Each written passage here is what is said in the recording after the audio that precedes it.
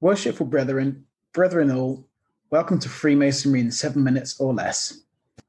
In this episode, we want to start at the beginning, and we will be asking, who invented Freemasonry? Over to you, Brother Angel. Thank you. This is a complicated question, though it sounds very easy, because the history of Freemasonry is a little bit vague. And I'd like to point out that this discussion is only my opinion, but in the medieval times, it was about 1100 to 1300, building was done by fraternities. However, most of the trades of that time, such as weaving, pottery, making armor, making arrows, etc., were already part of guilds, like modern trade unions. And however, the builders weren't a guild; they were a fraternity. And the reason for this is because other trades were in a fixed location, and they were organized and had organized fee structures. But the Masons had to travel to their job sites, and so often going overseas. Nowadays, there are about 110 guilds that still survive in England, and we call them livery companies. Yes. For anybody that's interested out there, there's a mini documentary on YouTube by Stephen Fry. It's called The Keys to the City, Exploring the Mysteries of the City of London. It's a bit of a window into the life in the city. It's fascinating, and it's well worth a look. It might not be your cup of tea, but please have a look if you're interested. That's great. Thank you. The oldest of these livery companies, it was set up by the weavers in 1130, and in the period from what we call the medieval time, from 1100 to 1300s, over 60 abbeys, cathedrals, and priories were built in England alone, and there was also a boom in building cathedrals in Europe. Many believe that this is because the Templars, Knights Templars who had amassed a fortune, were able to offer finance to religious organizations such as the Benedictines and Cluniacs, so that they could build their cathedrals. The Templars themselves also built 23 castles, 3 fortresses, 4 chateaux, as well as 37 churches for their own use in Europe and in the Middle East.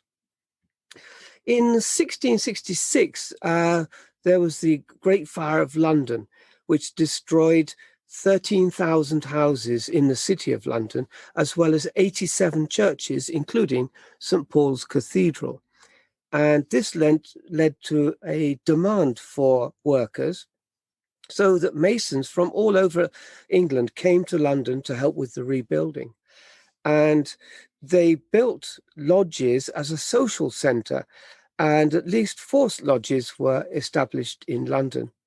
As most of the work was done in the city of London, including building St. Paul's Cathedral, which took about 40 years, so there was a lot of work for Masons.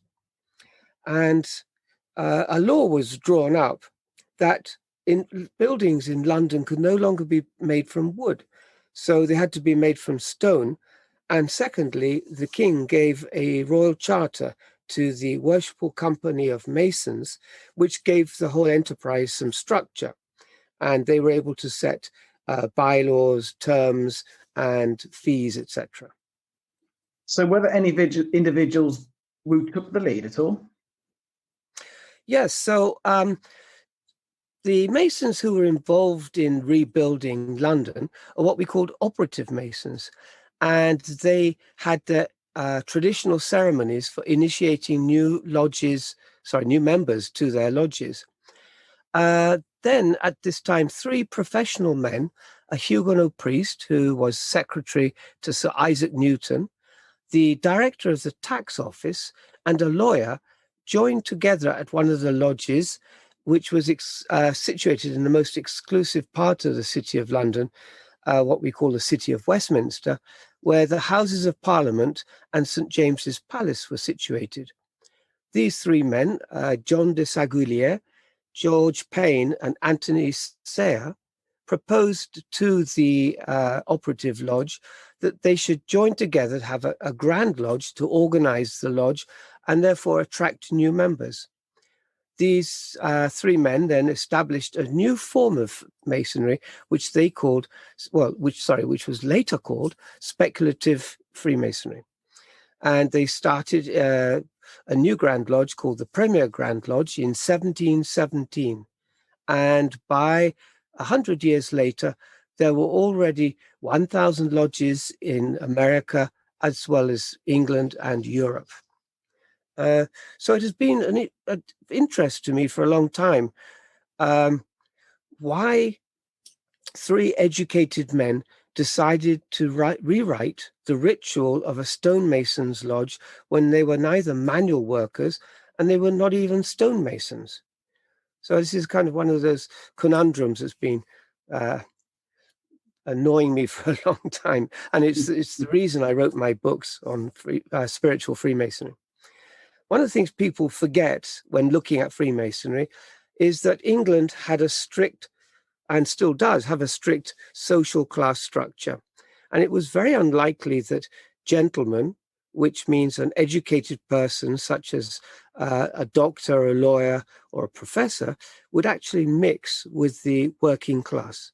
And even now, 300 years later, the class structure hasn't changed that much.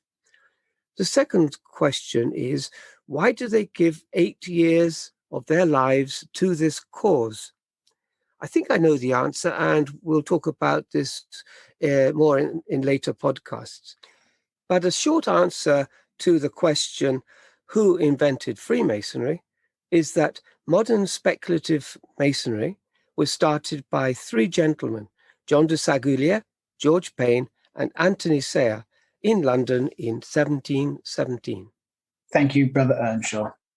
And that brings this episode to a close. If you have any questions, please email on the link below. And we now part on the square, and we will meet soon. Goodbye.